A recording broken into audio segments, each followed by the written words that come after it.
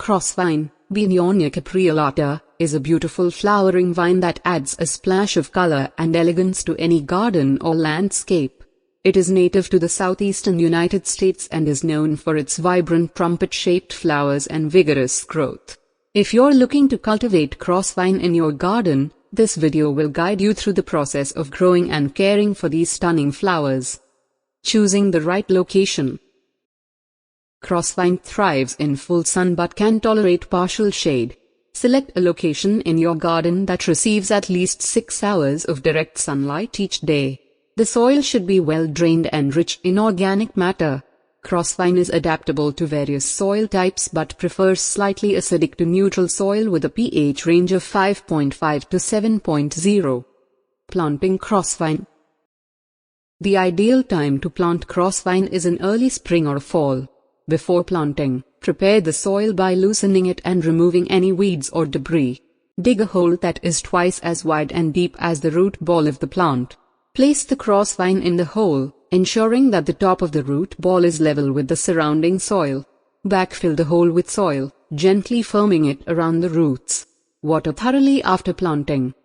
Watering and moisture. During the first growing season, crossvine requires regular watering to establish a strong root system. Water deeply once a week, providing enough water to saturate the root zone. Once established, crossvine is moderately drought tolerant but will benefit from occasional deep watering during prolonged dry spells. Mulching and fertilizing.